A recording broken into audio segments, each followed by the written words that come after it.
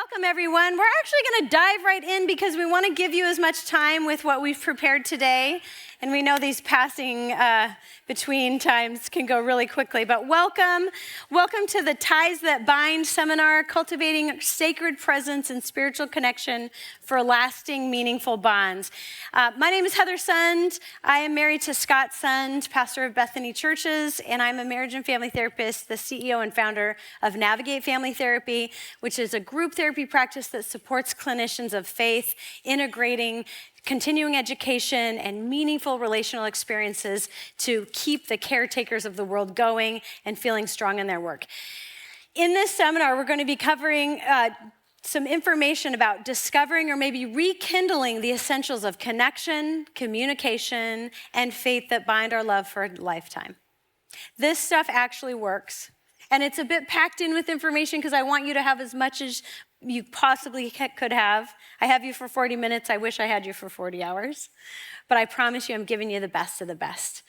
A few special people I want to introduce before we continue, before I get started. A sweet young woman, her Sheila Vishnam is with us today. She's a freshman at Edmonds Woodway High School. She's pursuing her full international baccalaureate diploma there at the high school, and she's thinking about becoming a marriage and family therapist someday or a child therapist. And so she asked if she could participate in something that would give her a sense of what that work is about. So she is here to learn with us.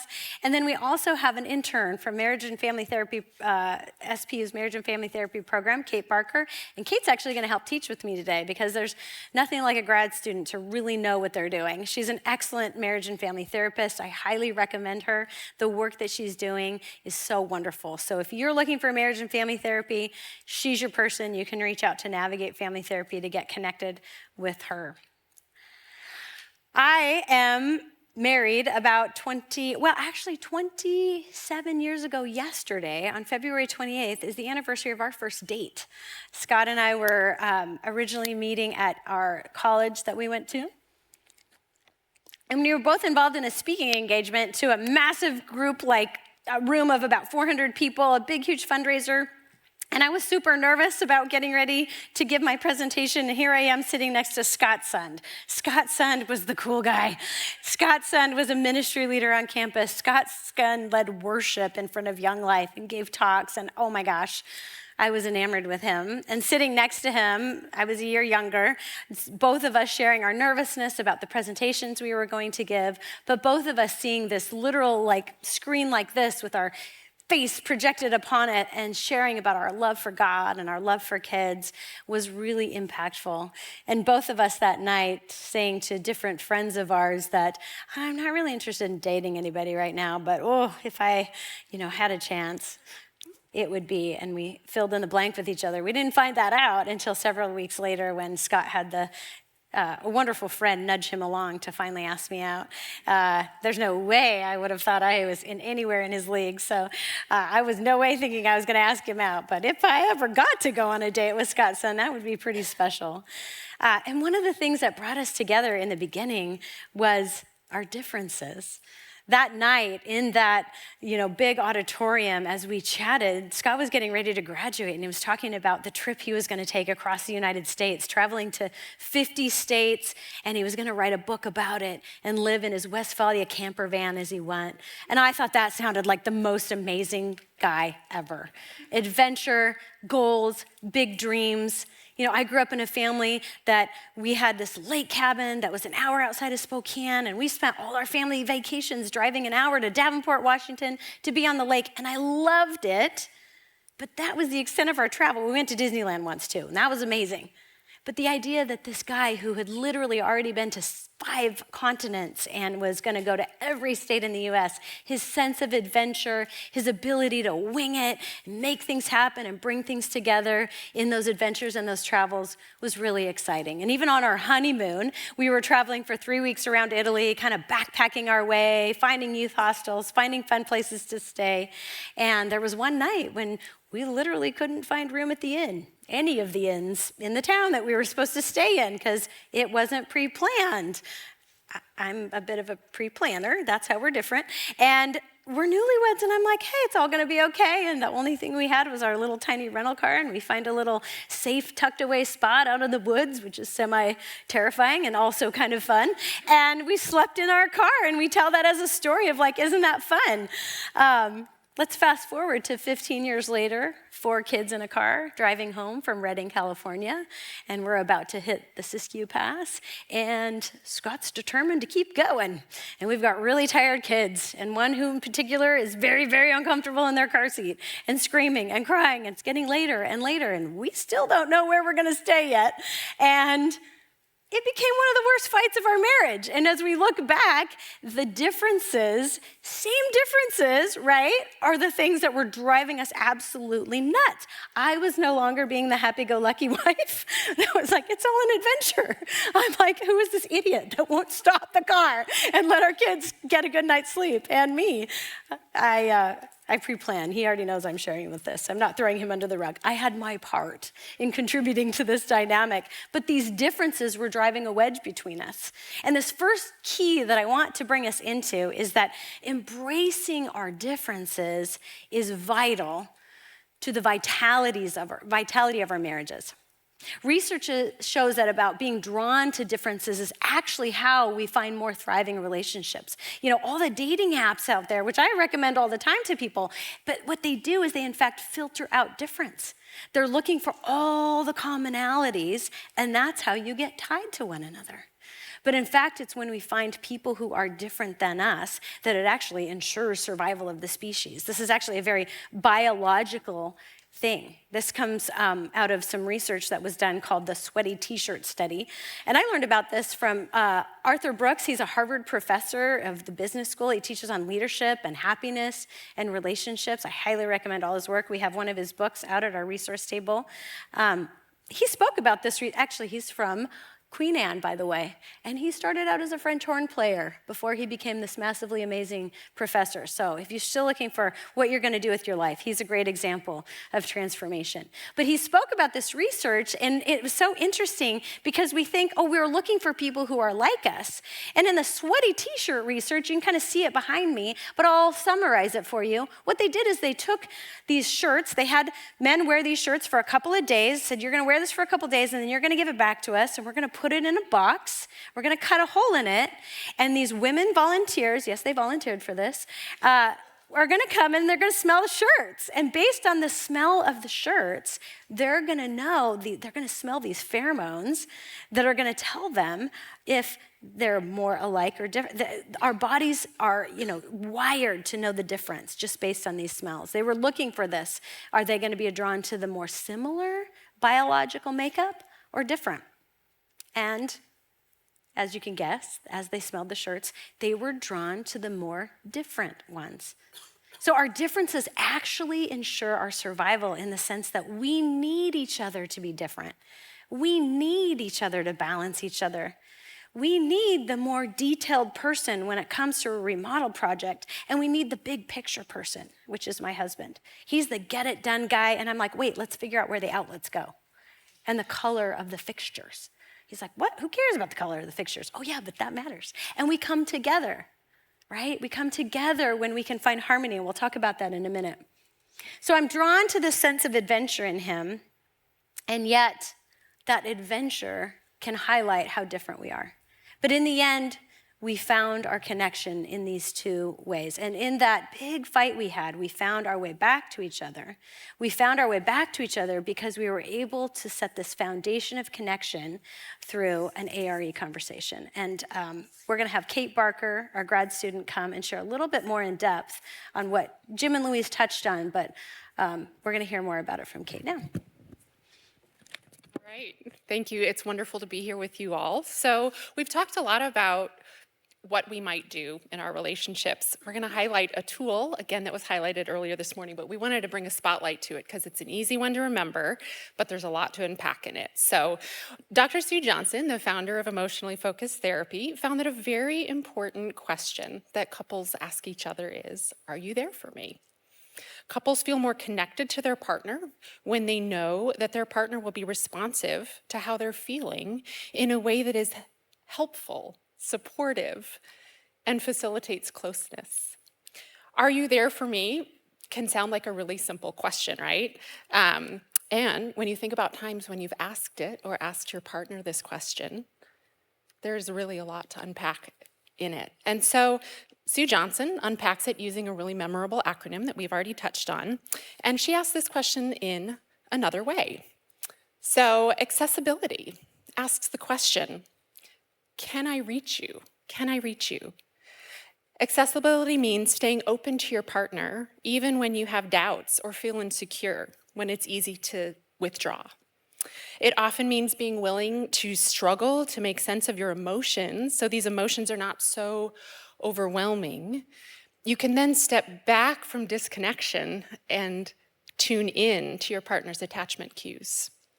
You might ask yourself these questions to assess your relationship accessibility. True or false? Or more true or more false? I can get my partner's attention easily. My partner is easy to connect with emotionally.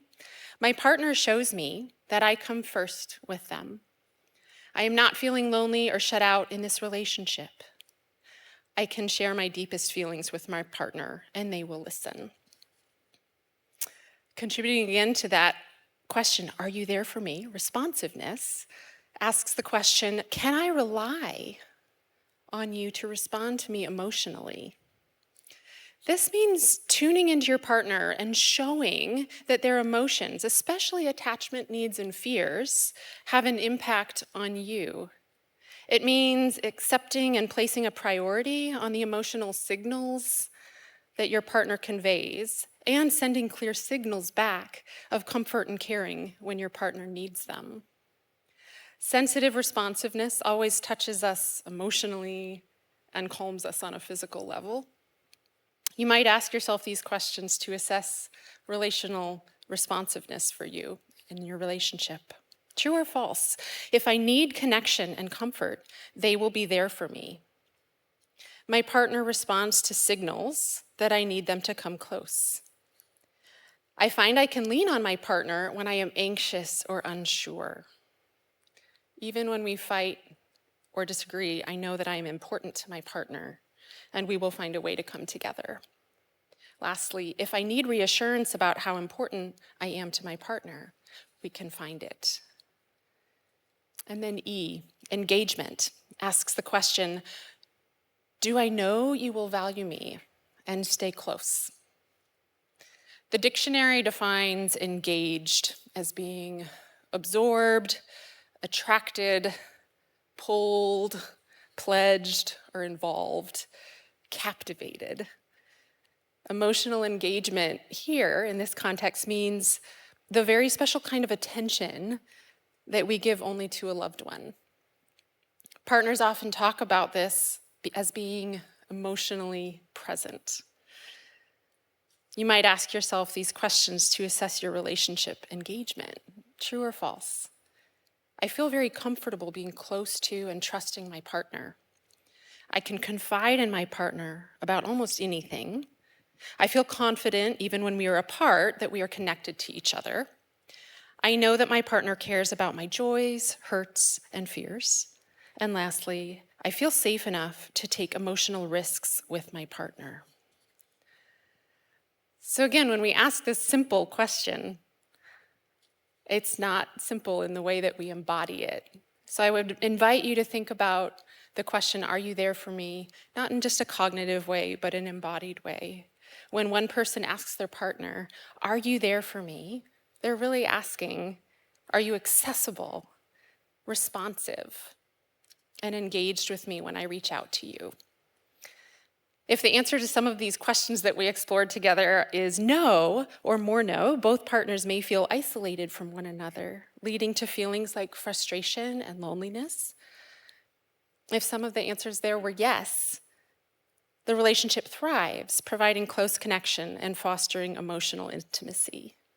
So we hope this is a tool, again, that we wanted to highlight that you can take with you today. A-R-E, you there for me. Thank you, Kate. That was beautiful.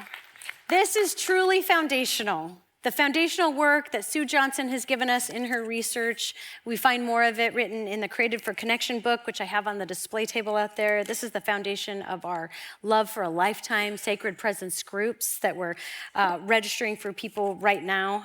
We have room for 10 couples if you want to register for that. But this is the foundational presence that we have with one another and the key to bringing us to this second tie that binds us, which is that sacred presence is key to our bonds with one another. Sacred presence is a unique experience of relational care, profound listening, deep knowing, and an affirmation of one's inherent belovedness. Sacred presence for couples is a group that we lead which offers one another deep love, gracious goodness, and understanding that embodies the goodness that God, Jesus, and the Holy Spirit so freely give us. We live incarnationally by embodying who God has made us to be in sacred presence with one another. Differences do ensure the survival of the species, and as uncomfortable and difficult as it is, we do want to welcome it. When differences arrive, your partner is actually doing what they're supposed to do to keep your bond strong. That's not how we usually look at it, right? It's like, why are you attacking me? Why are you coming after me? Why are you complaining? Why are you not talking to me?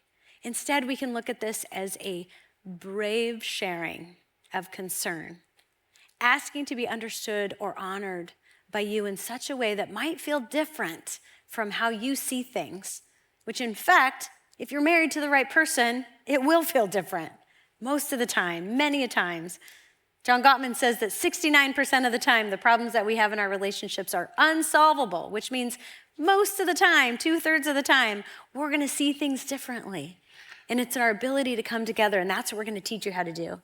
The success here is in how we do it. So I'm gonna teach you about a sacred presence conversation that is the foundation of the sacred presence groups we lead. We lead them with individuals, we lead them with couples, and then we come together with small groups and bring this to a small group scenario as well. But it's really, really important to know the difference between what sacred presence is and what sacred presence is not. Sacred presence is not listening to defend. In fact, listening with true love and affection in mind is what sacred presence is. Listening to correct. That's what sacred presence is not. Listening to correct rather than listening to reflect, to share back what I'm hearing. Listening with my response in mind. I'm getting ready. Oh, as soon as there's a pause in this conversation, I got some things to say. I don't know if anyone else is like that. I'm like that. Instead, it's listening with you in mind. What does my partner need me to hear right now? You could even approach it if you're kind of more logically minded or scientifically minded as like, there's a little puzzle here to figure out. I'm going to commit myself to that. I'm listening with you in mind. What are you trying to tell me? It's not listening in order to be understood. It's listening with humility and with curiosity in order to understand what our partner is trying to help us know about them. And then finally, not listening to solve. It's not my answers to your problem. The way to bring this into more harmony with one another is listening to connect and seeing it as our problem. Let me tell you something. If your partner has a concern about your relationship and they bring it to you, it's not their problem. It's your together problem. It's our problem to fix. And we can enter in with love and grace and humility and kindness when we see it as our partner isn't the enemy, but this problem out here we're going to attack together in order to have the sacred presence connection that we were designed for. And here's the crazy part. You might actually utterly and absolutely disagree with what your partner is saying. That is okay. That is something to hold on to. That is something to attend to. That's not something to put away or ignore. That is something for you to know in the moment that you will have time to bring that back around. You will have an opportunity to share because it goes both ways. But we want to take turns in being present to one another.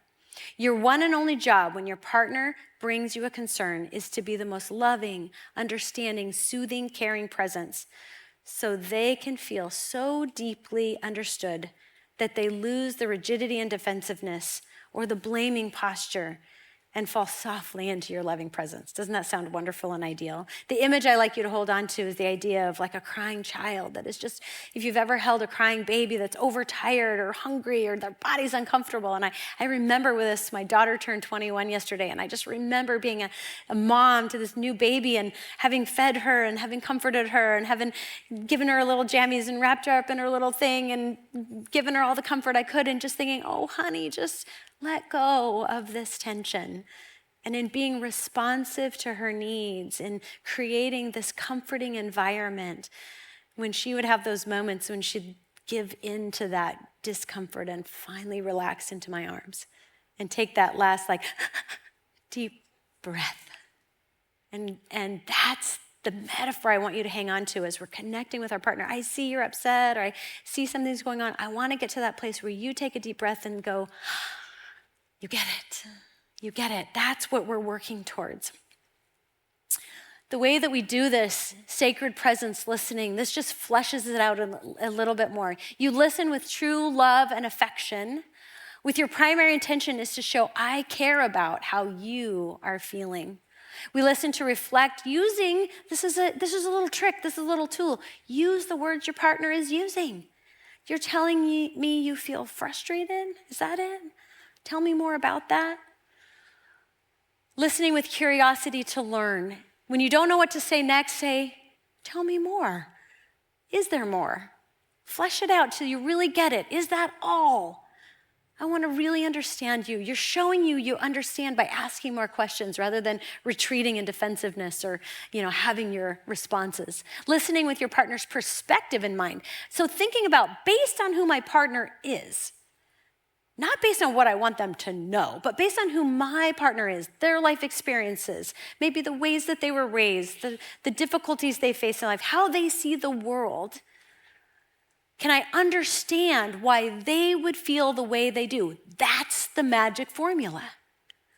If we can reflect that I get you, we invite harmony and connection, and your partner is way more likely to listen and be responsive to you as well. So it goes both ways. Does my partner feel seen, soothed, safe, and secure? This comes from the research of Dan Siegel, and he talks a lot about relationships and neuroscience and how it all comes together. So these are the things we're working towards. We're listening with humility. Do I get it? I think I know, Gosh, bring a problem to a therapist. I think I know. I kind of know. No, the point is to say, do I get it? Do you feel like I get you?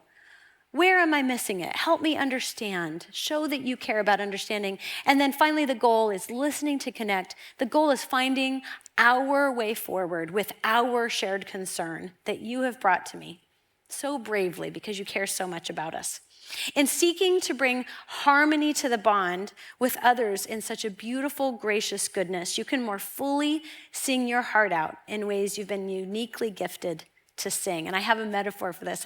I went to 2 concerts this week. One was a lovely 6th grade orchestra concert of multiple schools coming together in one big high school gym who've been taught these songs by different teachers to come together for one glorious night of attempting to harmonize these beautiful instruments. And so with this massive room of kids, just, and then they hit their notes, and it's just so sweet and so wonderful and so beautiful. So that's one concert that I got to attend. And then a few days later, Scott and I attended the Blind Pilot concert downtown Seattle in the Neptune Auditorium. And this is a more well-rehearsed group. And they had many instruments on the stage. And I was struck by that because I thought, all these instruments these kids are learning, these people have mastered. There was a couple different sitars. There was a banjo. There was, all these beautiful instruments. And as they worked towards finding their harmony with one another, I was struck by the idea that they had put hundreds and hundreds of hours. That the beauty that they were creating in front of us wasn't just like, we're meant to be and aren't we amazing? It was a lot of like, and then they hit their note, and then the other hit their note, and they hit their notes differently in the uniqueness that they each brought to the situation and brought this glorious harmony that was so beautiful to witness. I highly recommend you listen to them. I was going to play a clip, but for the sake of time, we'll jump into the next one. Blind Pilot, look them up, listen. The harmonies are beautiful, and they're a metaphor for your marriage. So as we Cultivate harmony. We'll skip to the sacred presence conversation for couples. You have this, so I'm not going to read it. This is literally what you have in your handout. This is the tool that I want to leave you with today. If we had more time, we would do this in the room right here, right now. Please commit to doing this today, later today. Set aside 20 minutes. Take 10 minutes for one partner. There's step by step. One partner's one number, the even numbers, the other partner's the odd numbers. This is your script. Couples ask me all the time, just give me the script. I just want to do it right. This is your script. This is a combination of EFT, neuroscience, family systems therapy, all the good stuff, and a lot of the Bible right there. So take this, do this as practice when you're together. And then let's look at the third tie that binds you. The third tie that binds is our shared faith. Our plan of action and connection with one another is the spiritual experience of bonding. And how we get back on track together is having a sense of God's presence and God's goodness in our lives. No one, if you look at this next slide, there's an image. This is a research study that supports this. Basically, science has proved what the Bible has said all along. If we're spiritually close, we're emotionally close. And I think it's really cool when research covers that. So here's what we want to look at. This track is intentionally chosen because on a track, we think, there are starting lines, there are finish lines. But the image that I want you to keep in your mind is you're both on the track. And if you're not, get on the track. Get on the track. Grow in your faith, grow in your spirituality, work on who you are as a person. But there's no beginning and end. Wherever you are on the track, you're on it together. And see that as a place of togetherness. No one's ahead, no one's behind. But there are some things you can do together. And here's just a small list here. And I want you to choose one thing on that list. Don't take that as like, we need to go home and do all these things. These are some ideas to spur you on to brainstorm with your partner. What's one thing we can do to build intimacy and connection in our shared experience of our faith? Shared experiences bond us. If you go on a hiking trip, you will be bonded. If you read your Bible together, you will be bonded. If you end your day in prayer for one another, you will be bonded. If you attend church together or a small group or a sacred presence group, that experience of doing it together will bond you.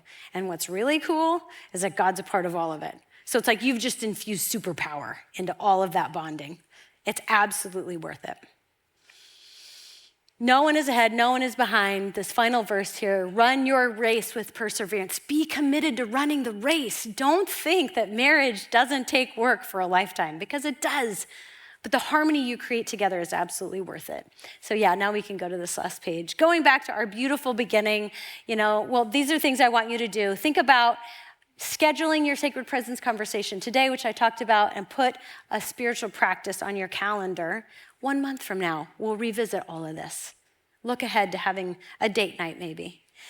So in going back to the story of Scott and I, beginning and asking how are we going to be different? What I know now is that we're not different. We've been through a lot. We've been clinging to the opposite side of the bed to get as far away from each other as possible and waking up in the morning and saying, it's still you.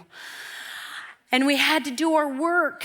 We've had fights like the Reading fight. We've lost a child. We've faced hardship. We've had our parents go through illness and difficulty. And we've had to find our way back. And the way we do that is in sacred presence conversations. Be transformed within yourself and with one another. The best thing you can bring to your marriage is your own transforming self. You will have more peace, more kindness than a year ago. Aim for that. Work towards that. Then 6 months ago, you can look back. Maybe you're in a hard season right now.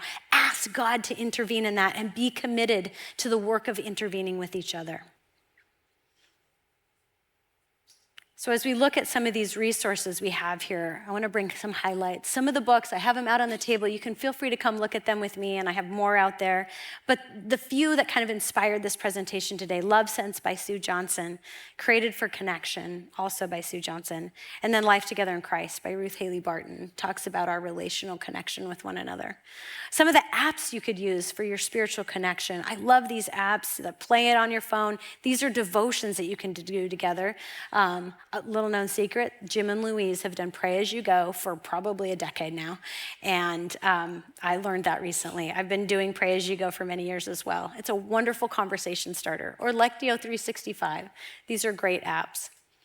Sacred presence groups are a group of connection. If you're feeling or longing for more deep relationships in your life and an experience of being known more fully, we have a Love for a Lifetime group that is starting in April that you can join. Today, I've given everybody here at Bethany a discount. We have a registration that's normally $125. And with this QR code, if people register by the end of today, you'll get $100 off of that. So it's only $25 to register. We only have room for 10 couples, so if it does overfill, I promise you we will find a space for you. We will either create more groups or have you on a waiting list for when the next one begins. This is transformational work. This brings the work of Sue Johnson and the Bible and our faith together for a transformational experience. We also have the soul care groups for individuals, and then we have one for caretakers, which is for clinicians and business leaders and ministers. The main thing I want to leave you with is that cherishing one another with all that you are and all that you have to offer is absolutely worth it.